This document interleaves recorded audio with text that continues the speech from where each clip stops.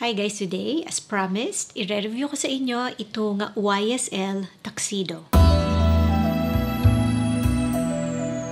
As usual, I have my notes here para hindi tayo masyadong matagalan. So eto guys, yung bottle ko ng Tuxedo. This is 125 ml and meron pang mas malaking bottle nito. Hindi ko lang sure kung meron pang maliit na bottle, pero usually sa stores, ang mas madalas na makikita mo is 125 ml. Dito sa bottle nakalagay spices and patchouli, pero basahin ko yung notes ko para hindi tayo masyadong matagalan. And at the end, i-compare ko siya ng konti dito sa Kaban kasi yun yung na-promise ko sa inyo, okay? So this is a Shipra perfume and this is for men and women. Initial spray is really beautiful. I didn't appreciate it while nasa store ako kasi nga nung inamoy ko to, nasa YSL ako sa Singapore and si Kaban ang mas nagustuhan ko talaga. Kaya si Kaban yung una kong nabili. And nagkataon lang na pa-discontinue na si Kaban. Kaya parang okay, sige na nga, yan na lang yung unahin ko kasi baka hindi ko na siya ma-experience, baka hindi ko na siya mahanap ulit. Pero now I understand kaya madaming may gusto nito. Elegant siya pero not too loud, kaya bagay na bagay siya sa weather natin sa Pilipinas. Yung ganito kasing mga amoy ng mga pabango, hindi naman siya kasi yung sabihin nating super special, walang kaparehas, first time mo lang maaamoy. It's been done before, pero madalas kasi yung mga ganitong klase ng amoy ang potent and hindi mo siya masyadong magamit sa weather natin dito sa Pilipinas all year round. Kailangan naka-aircon ka, kailangan antayin mo yung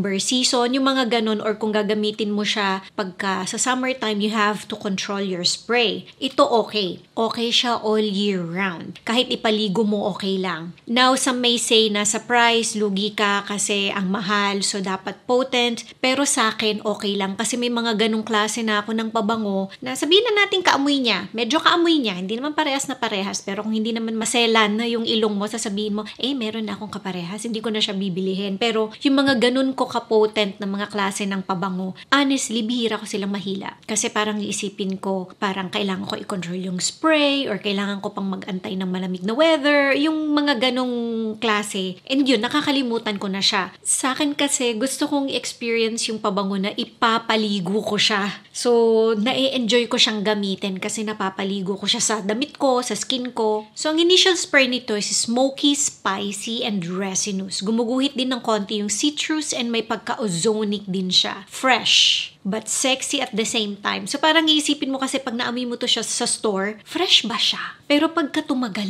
fresh siya, pero woody pa rin and spicy and smoky. Naka-stiletto ang napipicture ko dito pag naaamoy ko siya. Pero bagay pa din siya kahit sa casual. Kaya nga sabi ko sa inyo, interesting tong pabango na to kasi sa weather natin dito sa Pilipinas, may pagka parang elegant siya, na parang may pagka-formal, na parang hindi. So, it could be your signature scent. Kasi pwede siya talaga all year round dito sa Pilipinas. So kahit na mahal siya, magagamit mo talaga siya. Hindi yung parang kailangan ko pang mamili ng occasion, mamili ng damit. Alam niyo ibig ko sabihin? And kahit casual pa rin yung suot mo and gamit mo siya, ang elegant pa rin ang dating niya. So after 5 minutes, medyo magkaka-slight woodiness na din siya. Papasok na yung woody na note. At this point, kung babae kayo at hindi kayo sanay sa woody na perfume, baka hindi ninyo siya magustuhan. And yes, may slight din kayong maaamoy na may pagka-gasoline siya. Naamoy ko siya pero hindi naman siya pangit sa ilong ko. Pero sa iba, hindi kasi sila sanay sa ganung note. So parang hindi nila magustuhan kasi ang strong nung parang pagka-gasoline na amoy or ang strong sa kanila. Pero at least give it a sniff and itest nyo siya sa store. Para naman malay nyo, hindi lumabas sa skin nyo yun